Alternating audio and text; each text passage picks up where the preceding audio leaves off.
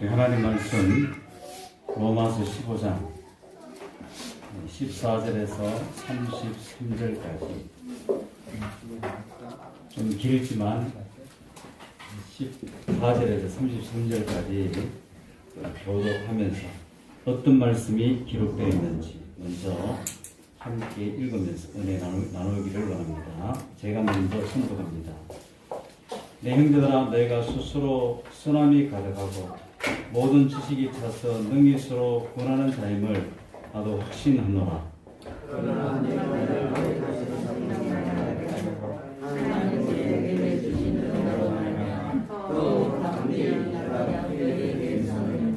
이 은혜는 곧 나로 이방인을 위하여 그리스도 예수의 일꾼이 되어 하나님의 복음의 제장 직분을 하게 하사 이방인을 제물로 드리는 것이 성령 안에서 거룩하게 되어 받으실 만하게 하려 하심이라.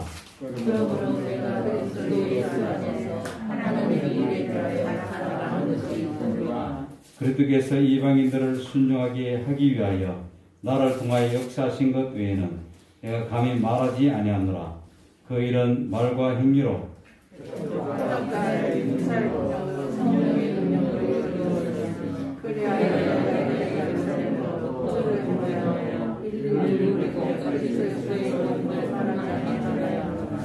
또 내가 그리스도의 이름을 부르는 곳에는 복음을 전하지 않기를 힘썼노니 이는 남의 터위에 건축하지 아니하려 함이라. 기록되어가 주의 소식을 받지 못한 자들이 것이요 듣지 못한 자들이 그러므로 또한 내가 너에게 가리하던 것이 여러 번 막혔더니 이제는 이 세상에 일할 것이 없고 또 여러 해서부터 언제든지 서가들어갈 때 너희에게 가기를 바라고 있었으니 이는 지나가는 길에 너희를 보고 먼저 너희와 사귐으로 얼마간 기쁨을 가진 후에 너희가 그리로 보내주기를 바랍니다. 그러나 이제는 내가 성도를 섬기는 일로 예루살렘에 가노니 이는 마게도냐와 아가야 사람들이 예루살렘 성도 중 가난한 자들을 위하여 기쁘게 얼마를 연보하였습니다.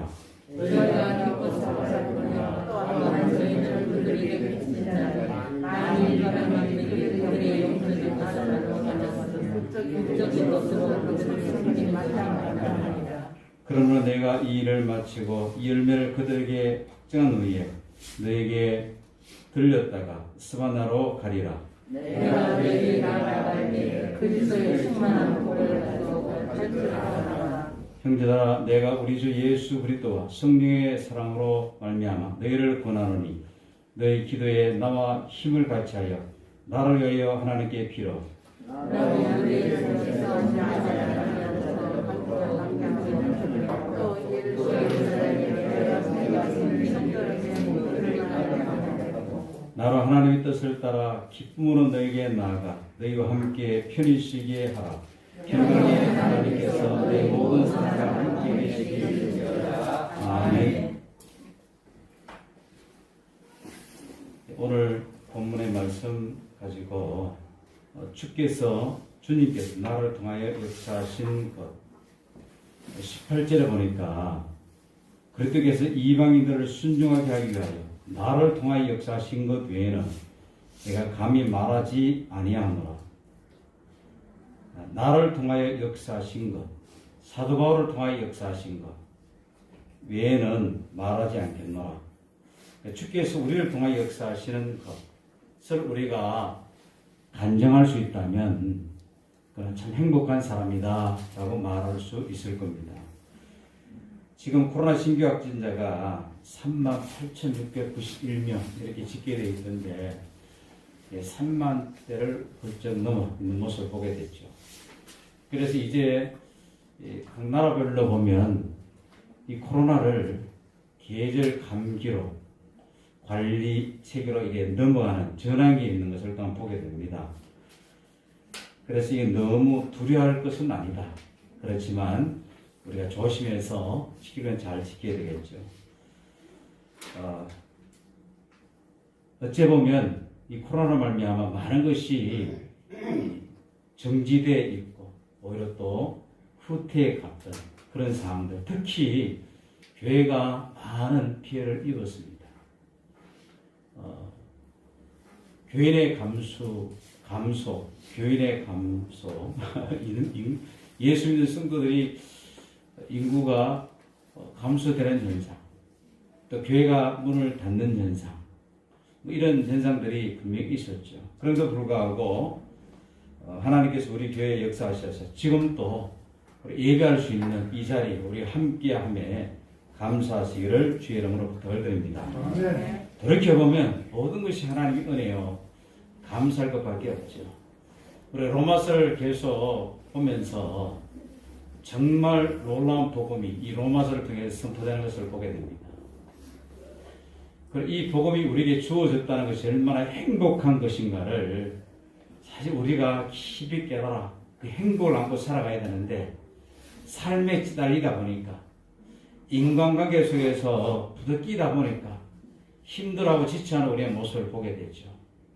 물론 그런 면도 분명히 있습니다. 그렇지만 오늘 본문에 로마서를 썼던 사도 바울처럼 어떤 환경 속에서도 이 하나님이 주어진 은혜로 말미암아 감격하고 감사하면서 끝까지 사명을 감당하는 이 바울의 신앙의 자세.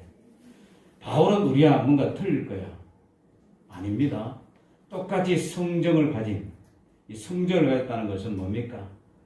똑같이 인간의 모습을 가진 사람이라는 겁니다. 그럼에도 불구하고 끝까지 주의 사역을 감당하는 그런 모습들을 보게 되죠. 그의 입술을 통해서 토해지는 말씀이 정말 엄청난 복음임을 우리는 쭉 보았어요. 그래서 우리는 로마서를 읽고 끝나는 것이 아니라 그 속에 담겨진 하나님의 뜻, 하나님의 계획, 하나님의 의도, 나를 향하신 하나님의 섭리를 깨닫고 그렇게 살아가는 성도가 될 때 하나님 기뻐하시겠죠. 듣는 것으로 끝나서는 결코 안 된다는 겁니다. 사실 로마서를 읽은 사람과 읽지 않았던 사람, 로마서의 말씀을 깊이 함께 묵상했던 사람과 그렇게 하지 않았던 사람과의 차이가 있어야 된다는 것이죠. 그저 들은 것과 안 들은 것의 차이로 끝나면 안 된다는 겁니다. 삶의 변화로 이어지는 이 놀라운 역사가 있을 때 우리의 삶 속에 하나님의 영광을 드러날 수 있죠. 그래서 바울처럼 나를 통하여 역사하실 주님의 은혜를 간증할 수 있는 하나님의 사람이 될 수 있다는 겁니다. 결국 12장 이후에 하나님께서 원하시는 게 뭡니까? 이런 은혜를 받은 성도가 어떻게 살아가야 되는가? 이 말씀을 하고 있다라고 말씀을 드렸죠. 그 중에서도 이제 마지막 부분에 우리는 와 있습니다. 그래서 더욱더 주님께서 우리에게 원하시는 삶이 무엇인지에 대해서 관심을 갖는 신앙의 태도. 성경을 대할 때 오늘 본문은 이 말씀은 나에게 무슨 말씀하시는가? 그 말씀을 통해서 내가 어떻게 살기를 원하는가? 이렇게 말씀을 볼 때 은혜가 되죠. 그냥 소설책 읽듯이 쭉 읽어 가버리면 안 됩니다. 그렇게 읽으면서도 그때그때 우리에게 주신 말씀을 나의 것으로 받아들일 때 놀라운 은혜가 되는 것을 보게 됩니다. 사도 바울은 로마서에서 십자가의 복음의 핵심이 무엇인가를 명백하게 밝혔죠. 1장부터 8장까지 우리 옛사람이 예수와 함께 죽었고 예수께서 십자가에 못 박히실 때 우리도 함께 죽었고 이런 표현을 쓰죠. 특히 6장에 보면 영적 세례에 대해서 얘기하고 있는 겁니다. 진짜 세례가 뭔가? 나는 예수와 함께 죽고 예수와 함께 사는 것. 이게 진짜 세례임을 성경은 말하고 있는 것입니다. 이런 영적 세례를 받은 자가 물세례를 받게 됐죠. 구원의 확증으로 물세례를 받을 때 더 구원의 뜨거운 감격이 생기고 그리고 확신 속에 살아갈 수 있는 은혜의 승리를 의미하는 겁니다. 그리고 9장부터 11장까지는 유대인에 대해서 언급하죠.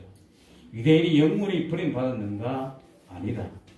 유대인을 창감람나무, 우리를 돌감람나무 이렇게 비유하는 것을 보게 됩니다. 이 돌감람나무를 창감람나무에 접붙일 때 돌감람나무 열매를 맺을까요? 참감람나무 열매를 맺을까요? 거꾸로 제가 얘기했죠. 돌감람나무에 참감람나무 가지를 접붙였을 때 그 열매가 어떤 열매를 맺을까요? 우리는 이방인이었습니다. 그런데 이방인인데 우리는 하나님 은혜 가운데 하나님의 자녀로 접붙임 바 된 것이죠. 이제 우리가 하나님의 자녀됨을 성경은 말하고 있습니다. 그러면서 유대인을 이방인도 이렇게 구원하시는데 유대인을 영원히 버리겠느냐. 하나님의 구원의 여정과 구원의 승리 속에 유대인을 향한 구원의 길이 있음을 말하고 있죠. 지금 유대인들에게 구원의 역사가 일어나는 것을 우리가 많은 간증을 통해서 듣고 있습니다. 그리고 이제 12장부터 15장까지 예수님의 새 생명으로 사는 자는 어떻게 살아야 하는지에 대해서 우리에게 말씀하고 있는 것이죠. 그리고 마지막 부분에서 사도 바울은 십자가 복음을 자신의 삶에 어떻게 적용하는가를 적극적 개인의 간증으로 말씀하고 있는 것을 보게 됩니다. 그런데요, 사도 바울의 개인의 간증으로 치부해버리면 우리 손해보는 것이죠. 바울이 복음을 개인의 삶 속에 어떻게 적용하며 살았는지 이걸 우리가 살펴보므로 우리도 바울 같은 삶을 살아야 됨을 말씀하고 있는 것입니다. 사도 바울은 복음 때문에 이방인에게 복음을 전하는 사도가 되었다고 고백하는 것을 보게 됩니다. 로마서 15장 16절에 보니까 16절 다시 한번 읽어봅니다. 이 은혜는 시작. 이 은혜는 곧 나로 이방인을 위하여 그리스도 예수의 일꾼이 되어 하나님의 복음의 제장식 이방인을 제물로 드리는 것이 성령 안에서 거룩하게 되어 받으실 만하게 하려 하십니다. 이 말씀은요, 하나님께서 이 은혜를 내게 주신 것은 이 은혜가 뭡니까? 15절에 보니까 그러나 내가 너희로 다시 생각나게 하려고 하나님께서 내게 주신 은혜로 말미암아 하나님께서 내게 주신 은혜로 말미암아 그러면 16절에 이 은혜는 하나님이 바울에게 주신 그 은혜 이 은혜는 곧 나로 이방인을 위하여 그래도 예수의 일꾼이 되어 하나님의 복음을 하나님의 복음의 제장직분을 하게 하사 이방인을 제물로 드리는 것이 성령 안에서 거룩하게 되어 이렇게 연결되는 것을 보게 되죠. 다시 말하면 이방인을 위하여 그래도 예수의 일꾼이 되어 하나님의 복음을 전하는 제장의 직무를 수행하게 합니다. 하나님의 복음을 전하는 제장의 직무를 수행함으로 결국 우리가 복음을 전하는 것은요 하나님의 복음을 전하는 제장의 직무를 수행하는 거예요. 그래서 만인 제사장 예수 그리스도 안에서 물과 성령으로 거듭난 하나님의 자녀는 모두 제사장의 직분을 수행할 수 있는 은혜를 하나님 주셨다는 겁니다. 그래서 만인 제사장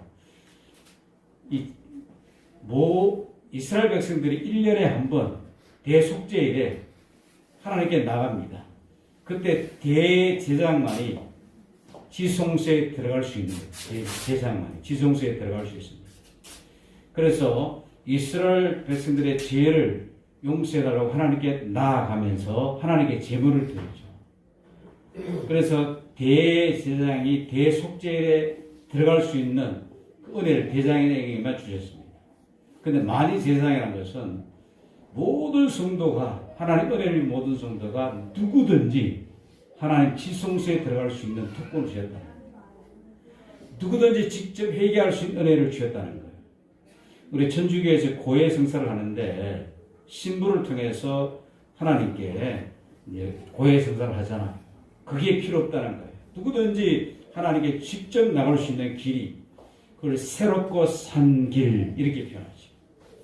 예수 믿는 성도는 누구든지 이런 직분을 하였다는 거예요. 그러면서도 이 복음을 전하는 것도 제장 직분임을 성경은 표현하고 있는 것이죠. 우리 성도 한 사람 한 사람이 복음을 전하는 제장의 직분을 수행할 때 하나님 기뻐하신다는 겁니다. 그렇게 하는 이유가 뭡니까? 이방 사람들로 하여금 성령으로 거룩하게 되게 하여 하나님께서 기쁨으로 받으실 제물이 되게 하시려는 것. 사실 제물, 제사장, 이 구약적 용어 아닙니까? 근데 바로 로마서에 이 용어들을 쓰고 있는 거예요. 이방인이 회개하고 돌아올 때 하나님께 드리는 제물이라는 거예요.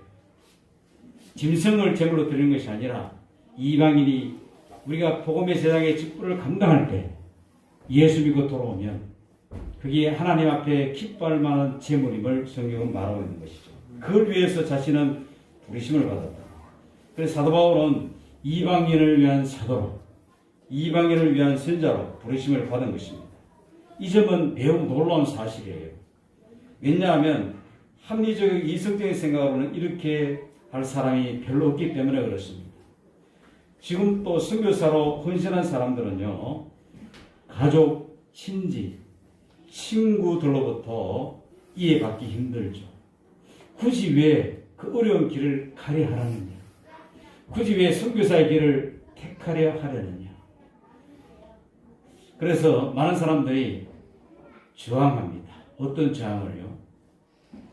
너가 안 가도 많은 선교사들이 파송되어 있지 않니?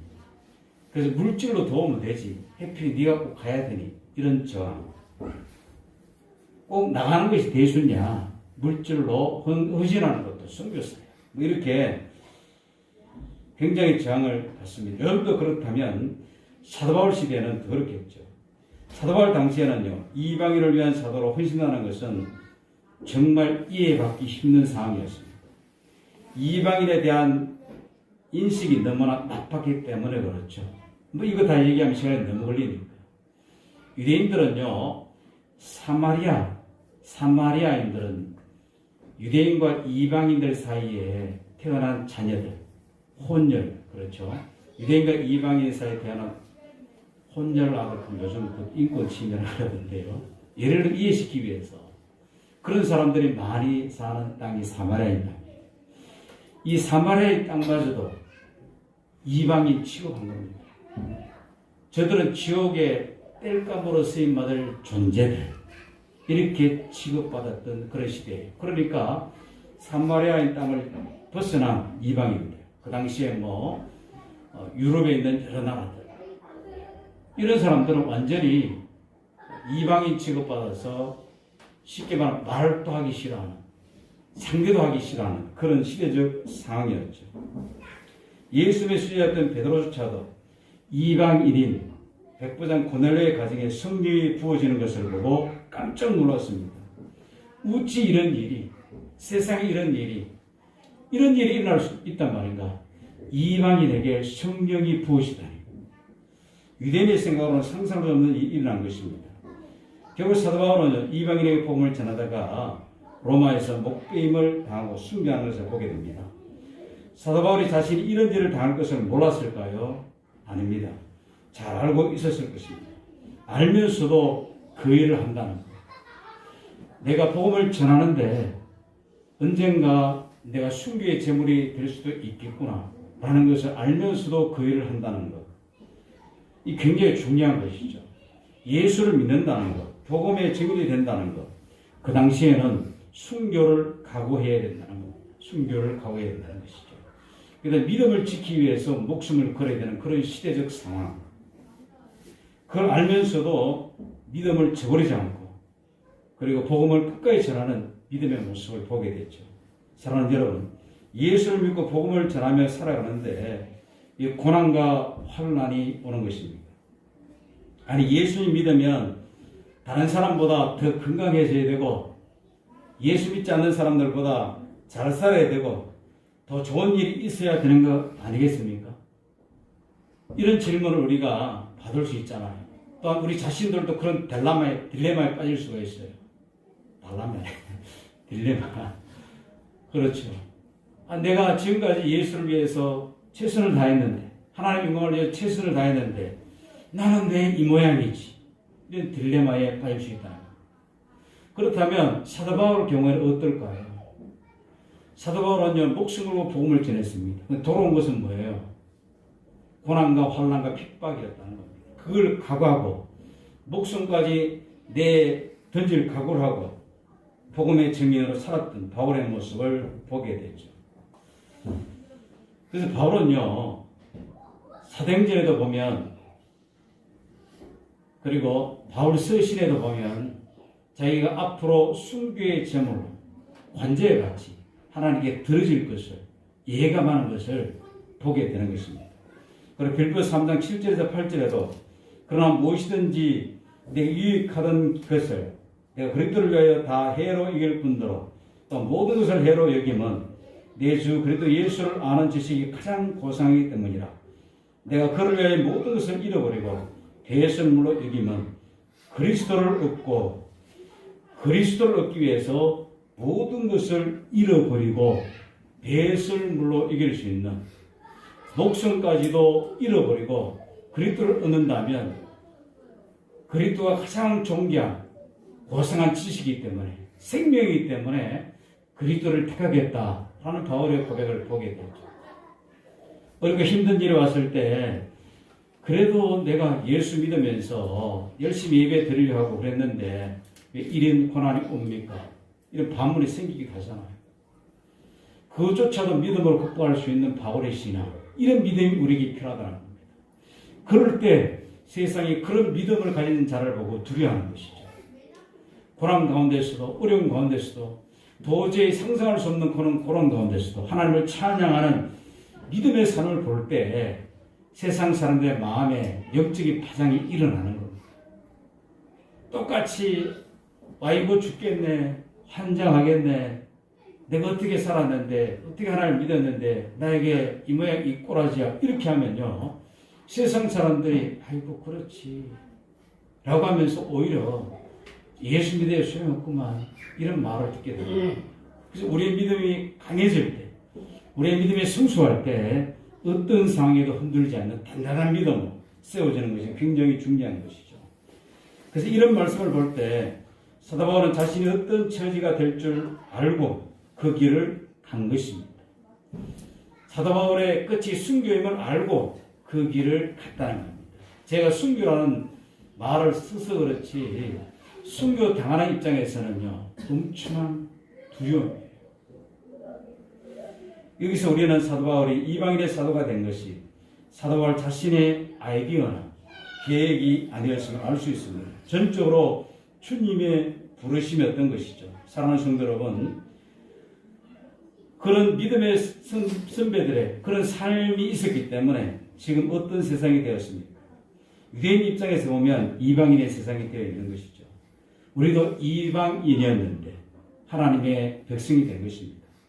지금 복음이 온 세상에 전파되어 있는 것을 보게 되고 전파되어 가는 것을 보게 됩니다. 이 같은 세상이 올 줄을 사도 바울은 알았을까요? 알았습니다. 사도 바울은요 복음을 전하면서 언제나 사도 바울은요 종말론적 신앙관을 가졌죠.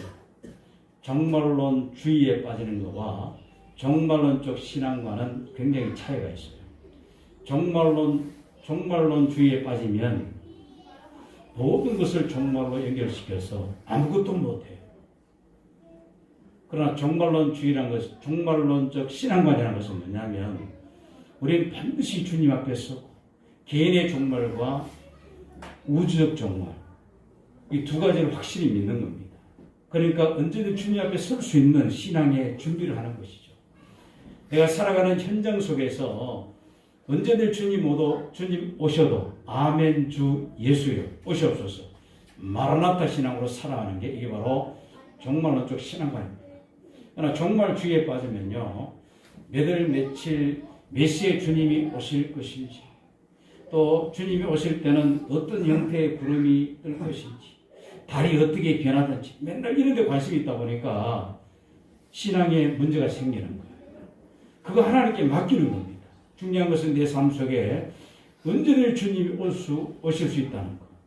주님 오실 때 반갑습니다 주님 어서 오십시오라고 주님 품에 안길 수 있는 깨어있는 신앙 이걸 성경은 우리에게 원하는 것이죠. 그래서 사도 바울은 순교를 직감하고 바로 그 때를 알았다는 겁니다. 그럼에도 불구하고 끝까지 그 사명을 감당했죠. 그런 분들의 헌신으로 지금 이런 놀라운 복음이 온 세상에 전파되는 놀라운 역사가 일어난 것입니다. 결국 주님께 붙잡혔기 때문에 이런 신앙관으로 바울은 살아갈 수 있었던 것이죠. 사도 바울은 예수님께 붙잡혀 살았던 것입니다.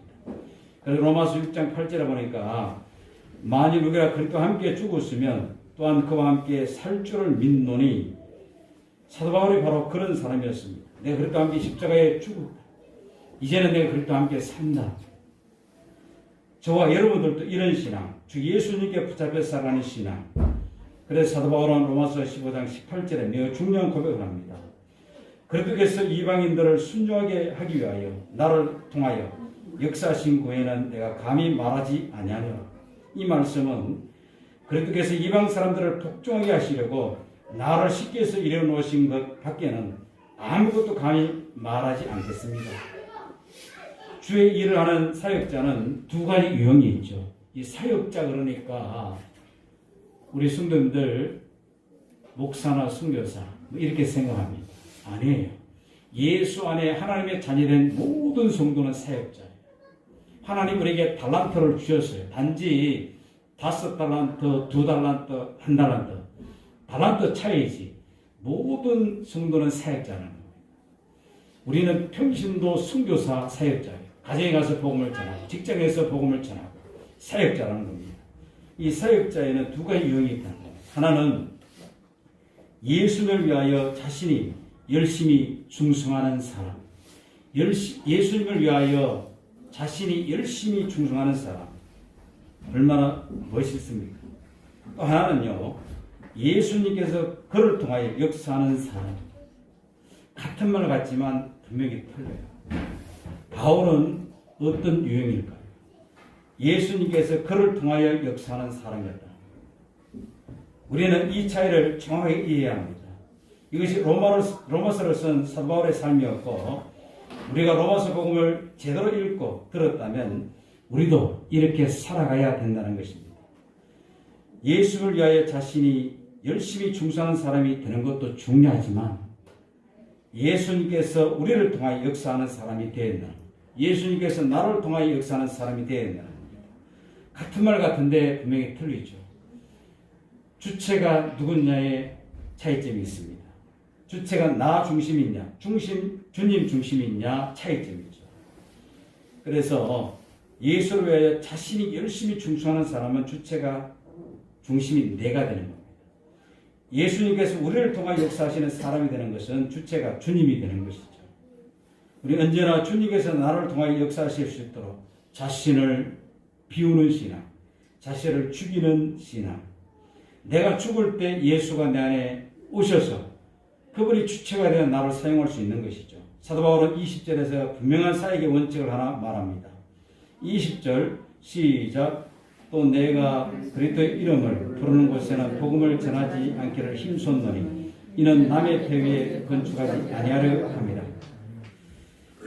나는 이와 같이 그리스도의 이름이 알려진 곳 말고 알려지지 않는 곳에서 복음을 전하는 것을 맹약으로 삼았습니다. 나는 남이 닦아놓은 터 위에다가 집을 짓지 않으려 하였습니다. 이런 말이죠. 남이 복음을 전했으니까 이게 자존심 문제야. 나는 다른 데 가서 전해야지. 이게 아니라는 겁니다. 한 민족에 가도 한 영혼에 가도 복음을 더 전하는 열정 때문에 아무도 복음 전하지 않는 민족이나 영혼에게 전하려는 바울의 신앙의 모습이죠. 이방인 선교는 당시 시대 여건상 불가능한 일이었고 무모한 일이었는데 늘 중단될 위기에 처할 수 있는 가능성이 많은 시대적 상황이었습니다. 그러나 복음은 그럼에도 불구하고 불길처럼 세계로 퍼져나갔죠. 세계사가 보여주고 있지 않습니까? 그리고 우리도 이처럼 예수를 믿고 있지 않습니까? 내가 믿는 게 그게 증거예요. 불가능한 일 같은데 가능한 일이 되었다는 것입니다. 우리가 하는 일은요, 될 것 같은데 안 될 때가 많고, 주님이 하시는 일은 안 될 것 같은데 된다는 것이죠. 그래서 주님이 하시는, 우린 주님의 선한 도구가 되는, 내가 예수를 위해서 열심히 충성하겠다. 이것도 굉장히 중요한 자기 의적 결단이죠. 그러나 한 걸음 더 나아가 주님이 나를 사용할 수 있도록 선한 그릇, 귀한 그릇, 주님이 붙들 때 언제든지 붙들 수 있는 그릇. 바울이 바로 그런 그릇이었다는 겁니다. 우리가 후회 없는 삶을 살려면 이처럼 주님이 이끄는 삶을 살아가야 된다는 것이죠. 자기 생각이 옳거나 좋아 보이는 삶이 아니라 예수님이 이끄는 삶을 살려는 신앙의 자세, 그리고 그렇게 살아야 된다는 것입니다. 가정에서는 부부 사이, 자녀 교육, 직장생활, 교회생활이나 모든 곳에서 주님이 이끄는 삶을 살려고 주님을 바라보는 신앙의 자세, 이건 바로 주님께 언제든지 순종하려는 신앙의 태도를 갖고 있는 것, 이게 바로 그렇게 사는 모습이라는 겁니다. 그러면 우리도 우리 삶에 대하여 주님께서 나로 말미암아 역사하셨다라고 간증할 수 있게 되는 것이죠. 주님께서 나를 통하여 역사하신 것들을 간증할 수 있게 되는 겁니다. 사실 우리 인생을 돌아보면 나를 통하여 역사하신 주님의 일들을 간증할 게 많아요. 그런데 그런 것들을 너무나 잊어버리고 사는 우리의 모습을 보게 됐죠. 로마서 15장 22절에서 24절을 보면 사도 바울은 로마로 가고자 했고 스페인까지 염두에 두고 있는 것을 보게 됩니다. 특히 그러므로 또한 내가 너희에게 가려 하던 것이 여러 번 막혔더니 이제는 이 지방에 일할 것이 없고 또 여러 해 전부터 언제든지 스바나로 갈 때 너희에게 가기를 바라고 있었으니 이는 지나가는 길에 너희를 보고 먼저 너희와 사귐으로 얼마한 기쁨을 가진 후에 너희가 그리로 보내주기를 바랍니다. 바로 이 스바나, 스페인을 의미하는 겁니다. 거기서 얼마간 사귐이 있고 기쁨을 가진 후에 너희가 로마로 나를 보내주기를 원하노라, 뭐 이런 표현인데요. 당시 스페인을 땅끝으로 여겼던 것이죠. 그런데 갑자기 25절에 보니까 방향을 틀어납니다. 그러나 이제는 내가 성도를 섬기는 일로 예루살렘에 가노니 내가 스페인에 가서 너희와 아름다운 교제를 나누고 서로 기쁨으로 교제하면서 그곳에서 나를 로마로 보내주기를 원했지만 그러나 이제는 내가 성도를 섬기는 일로 예루살렘에 가노니 이런 표현을 쓰고 있죠. 이방인 선교 이제 막 시작하였고 끝도 한도 없는 일인데 예루살렘 교회는 왜 간단 말인가? 여기서 우리는 사도 바울이 항상 주 예수님의 인도하심을 받고 있었음을 알 수 있습니다. 사도 바울 마음대로 했다면 그는 바로 로마로 달려갔을 것입니다. 로마는 당시 세계 수도였죠. 왜 로마에 가서 복음을 전하고 싶었을까요? 세계 수도였기 때문에 온 땅에 복음이 전해지기 위해서는 중심지를 정복하는 것이 굉장히 중요하잖아요. 바울은 굉장히 포부가 컸던 사람이죠. 복음의 비전이. 로마를 정복하는 것이 세계 복음화에 가장 중요한 역할을 한다. 이걸 알았던 사람이었습니다. 그러나 사도 바울은요, 예루살렘으로 먼저 들어갔습니다. 그것은 사도 바울이 자기 마음대로 하는 사람이 아니라 철저히 주님께서 이끄는 삶을 산다는 것을 우리에게 보여주고 있습니다. 자기 마음 같아서는, 자기 계획 같아서는 스페인에서 바로 로마로 갔으면 좋았는데 다시 예루살렘으로 가는 모습을 보게 됐죠. 이것이 우리가 본받아야 할 삶이라는 겁니다. 내 생각, 내 계획이 아니라 주님이 나를 이끄는 삶, 주님께 붙들리는 삶. 시험 같은 것면서도 어렵죠.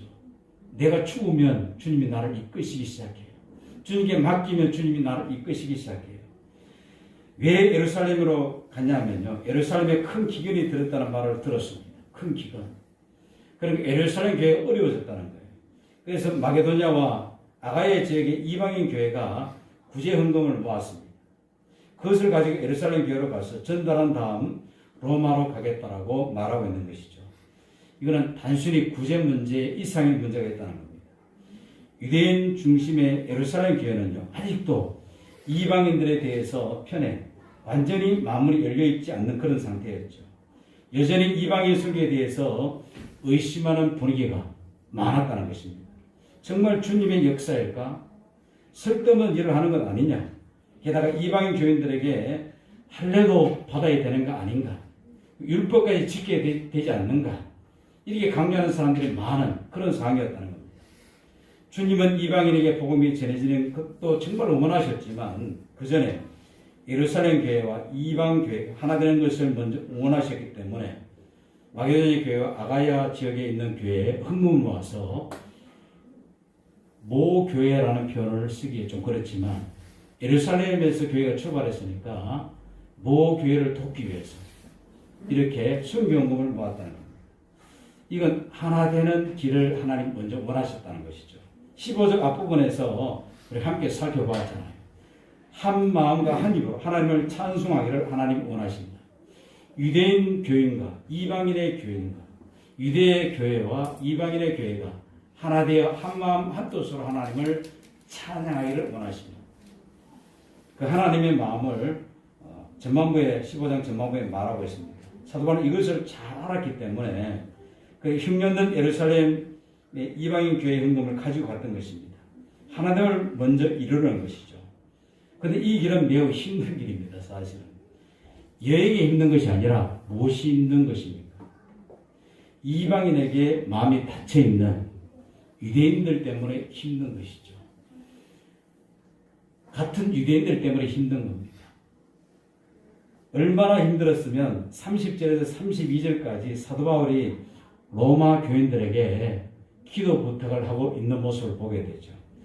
예루살렘에서 자신의 화를 당하지 않도록 기도해 달라고 부탁하는 것을 보게 됩니다. 사람의 생각으로는 갈 길이 아니었죠. 오직 주의 성령께서 강권하시기 때문에 갈 수 있었던 것입니다. 그랬더니 어떻게 되었습니까?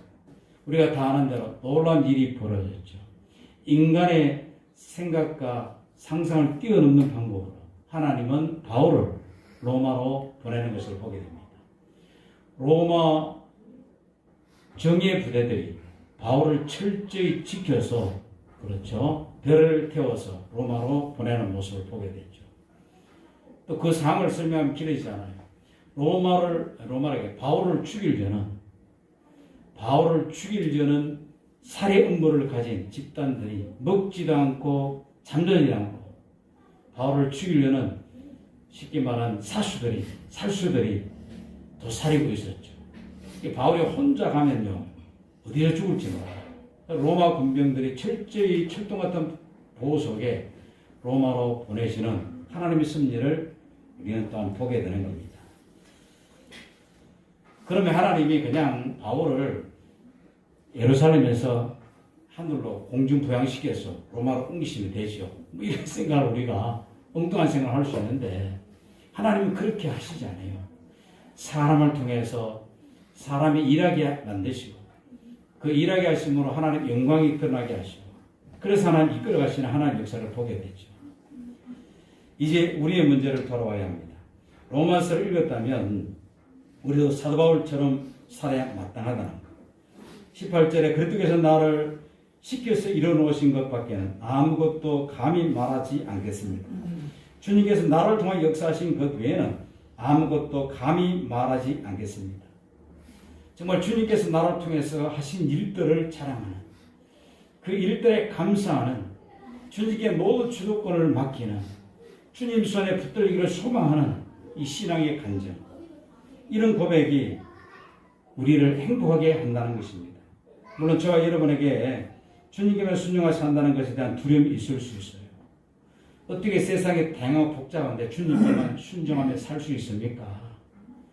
목사님 세상에 직장생활 해보셨어요?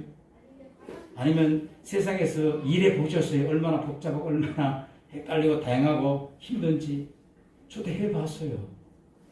복잡하고 예수 믿는 사람을 무시하는 경향도 있고 예수 전하면 아주 깔보는 경향도 있고 그런 상황이 얼마나 많이 펼쳐집니다. 그럼에도 불구하고 당당하게 복음을 전하고 또 그런 속에서 정직하게 요즘 정치판에 정의와 상식이 통하는 뭐 이런 얘기를 하는데 사람들 보기에 저 사람의 삶이 정말 분명하구나 선명하구나 하면요 사람들도 놀래거든. 내 삶이 불명확하기 때문에 예수 믿는 사람에 믿지 않는 사람이나 개찐 또찐이 다 개쌌고 그런 취급받기 때문에 오히려 무시당하는 겁니다. 처음에는 무시할지 모르지만 우리가 정말 하나님의 사람으로서의 삶을 살면 감히 무시 못하는 그런 삶을 살게 되는 것이죠.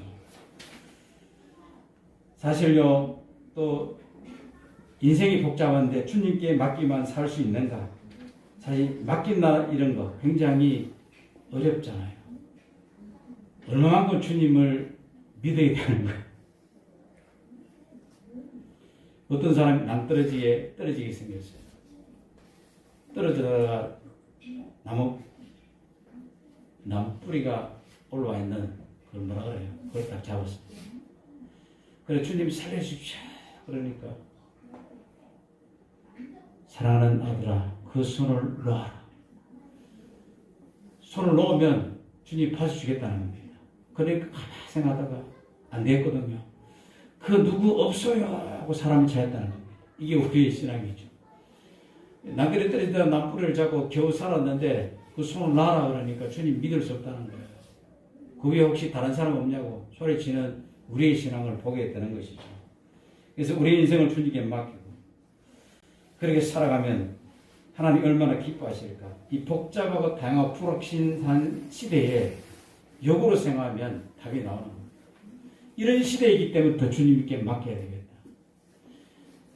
사실 이 코로나 때문에 그 청소년들이 백신 안 맞아도 지금 계절 감기 정도로 전환하려고 그런다 이런 말 들으면서 사실은 속이 굉장히 상해요.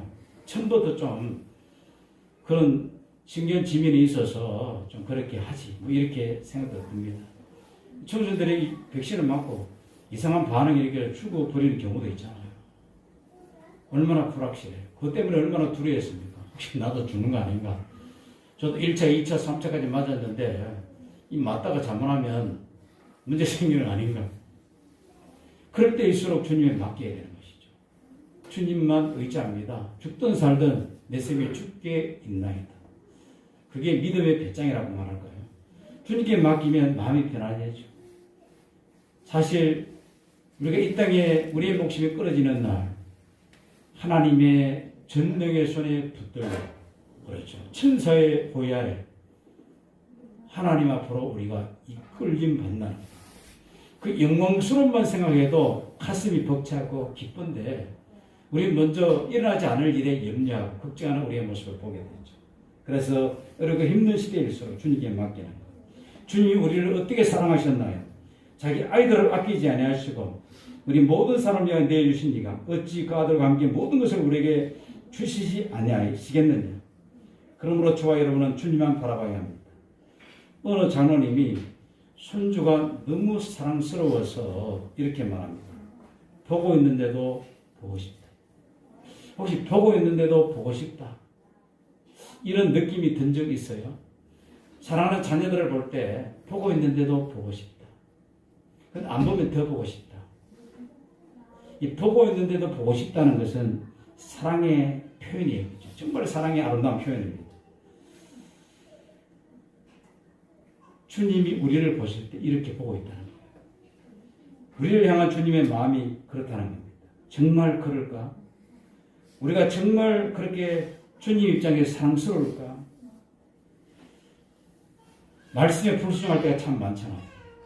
하나님을 의지하지 않을 때가 참 많잖아요. 그런데도 주님이 그렇게 나를 볼 때 사랑스럽게 보고 있을까? 정말 그렇게 보고 계시나? 그건 제 말이 아니에요. 성경의 약속입니다. 스바냐 3장 17절에 보니까 너희 하나님 여호와가 너희 가운데 계시니 그는 구원을 베푸실 전능자이시라. 그가 너로 말미암아 기쁨을 이기지 못하시며 너를 잠잠히 사랑하시며 너로 말미암아 즐거이 부르며 기뻐하시리라 하리라. 너희 하나님 여호와가 너희 가운데 계시니 로마서는 이 말씀이 저와 여러분에게 이루어졌음을 증거해 보여주고 있는 것입니다. 그래서 하나님께서 저와 여러분을 보시면서 기쁨을 이기지 못하시며 우리를 잠잠히 사랑하시며 우리로 말미암아 즐거이 부르며 기뻐하심을 확신하시기를 주의 이름으로 부탁을 드립니다. 사실 얼마나 우리가 부족한지 우리 스스로 잘 알잖아요. 그럼에도 하나님은 예수의 피로 값주고 산 귀한 영혼을 이런 모습으로 보고 계신다는, 보고 있는데도 보고 싶다. 이런 사랑스러운 눈으로 우리를 보고 계신다는 겁니다. 우리는 하나님과 이런 사랑의 교제 중에 살리게 된 것이죠. 주님과 이런 교제를 나누기에 무한 반복되는 고달픈 인생살이, 무한 반복되는 고달픈 인생살이 얼마나 힘듭니까? 고단합니까? 그래서 사람이 이 짐을 내려놓고 싶다. 그래서 자기가 자기 생명을 끊는 사람들이 있죠. 이 무거운 짐 내려놓고 싶다. 좀 자유하고 싶다. 그래서 어떤 철학자는 인간에 주어진 가장 자유 중에 마지막으로 우리가 쓸 수 있는 자유, 자기 목숨을 끊을 수 있는 자유 그러더라고요. 속지 마세요. 정말 멋있는 말이네. 무한한 자유로 들어갈 수 있는 자유, 자기 목숨을 자기가 끊는 자유. 그건 사단의 말이에요. 자기 목숨을 자기가 끊는 자유는 살인이에요, 살인. 그렇죠. 그건 자유가 아니라 영원히 지옥에 떨어지는, 영원한 감옥에 떨어지는 엄청난 형벌의 구덩이로 빠지는 것이죠.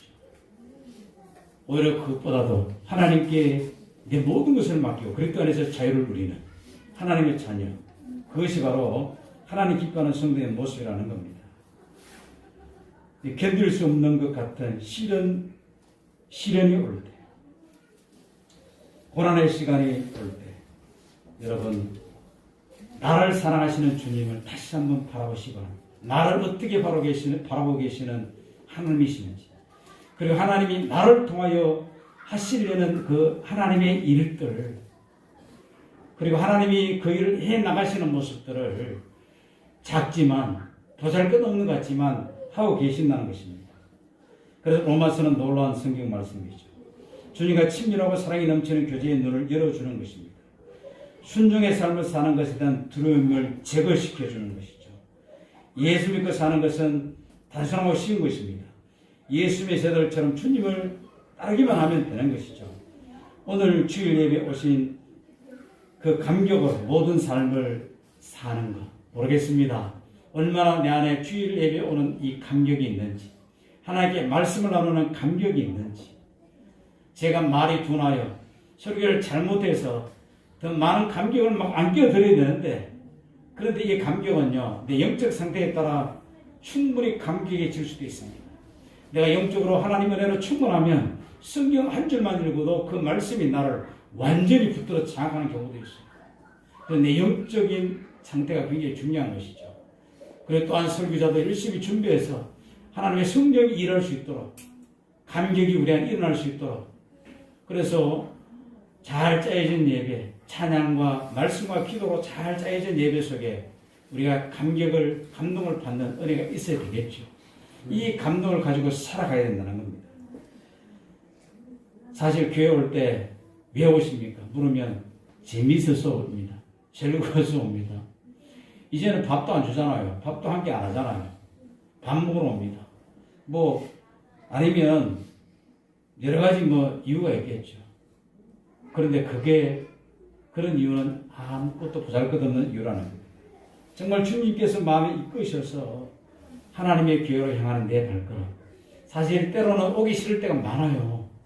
지금 TV에 정말 내가 좋아했던 영화가 시작된다면, 그리고 정말 내가 사랑했던 사람이 찾아온다면 그때 막 헷갈리잖아요. 그런데도 불구하고 주께서 나를 이끄십니다. 그래도 예배 드려야 돼. 주일 예배 드려야 돼. 주일을 그렇게 지켜야 돼. 막 끄시죠. 근데 끌림을 받아 온다는 것, 이게 행복이라는 겁니다. 주님께서 나를 통해 역사하신 것을 그때 고백하고 간증할 수 있는 것이죠. 그러나 주일 예배하면 그렇게 할 수는 없는 겁니다. 모든 삶을 주일 예배 드리듯 만약에 하신다면 놀라운 일이 벌어지겠죠. 이해하기 어려운 일, 때로는 반대가 많은 길이라도, 고생의 길, 두려운 길이라도, 그리고 혼란의 길이라도 생명이시고 왕이신 주님께 네 인생을 맡기고 그분이 이끄는 삶에 순종하면 바울처럼 이런 고백을 하며 살아갈 수 있는 성도가 될 수 있는 겁니다. 사도 바울이 5대 광실 높은 집에, 5대가 아니고 고대 광실 높은 집에 살았습니까? 사도 바울이 세상에 막강한 권력을 가졌습니까? 사도 바울이 120세까지 장수했습니까? 아니에요. 사도 바울이 정말 건강하게 살았습니까? 아니에요. 성경에 보면 바울은 가시가 있었어요. 육체의 가시. 그게 작동되면요, 바울은 견딜 수가 없는 겁니다. 육체의 가시가 자기를 찌르면. 오죽하면 그 육체의 가시를 사단의 도구로 이렇게 표현하는 것을 보게 되죠.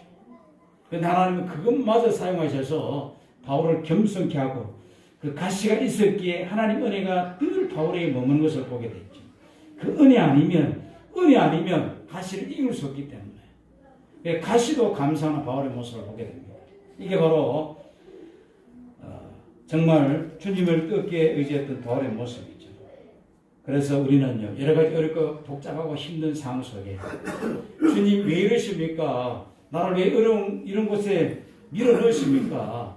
왜 나에게 이런 고난이 오게 하십니까? 그렇게 하지 말고 오히려 이 고난 속에서 앞으로 역사적 주님을 바라보면서 사실은요, 영원한 하나님 나라에 안긴다는 것, 지금도 하나님 나라에 안겨있고 주님 품에 있지만 그 영원한 주님의 나라를 사모할 때 우리 안에 가슴이 벅찬 것이죠. 설교가 길어지면 재미가 없으니까 결론을 하겠습니다. 오직 주님 바라고 주님께 순종하면서 고난도 어려움도 이해 안 되는 여러 가지 상황에도 믿음의 사람 바울이 그렇게 살았던 것처럼 스데반 집사님이 돌에 맞아 순교하면서도 보호자에 앉으신 하나님 보호자 우편에 앉으신 예수님 바라보고 하나님을 바라보면서 믿음의 고백을 했던 것처럼 많은 믿음의 선비들의 순교의 현장 속에서 하나님을 찬양했던 것처럼 여러 가지 골치 아픈 이 세상 속에서도 주님만 의지함으로 주님께 붙들려 동행하며 승리하는 우리 모두가 되기를 예수 이름으로 축원합니다. 살아계신 하나님, 바울이 그렇게 살았던 것처럼 주님께 붙들려 살았던 것처럼 우리 모두도 그렇게 살기에 하옵소서. 또 주님을 찬양하며 주님의 하신 일들을 간증하며 살아갈 수 있는 하나님의 자녀들 되게 하여 주옵소서. 어려운 이 세상 속에 고난과 예기치 못한 여러 가지 상황 속에서도 끝까지 주님을 의지하며 담대히 승리하는 하나님의 사람들 다 되기를 원하며 예수님의 이름으로 기도드립니다. 아멘.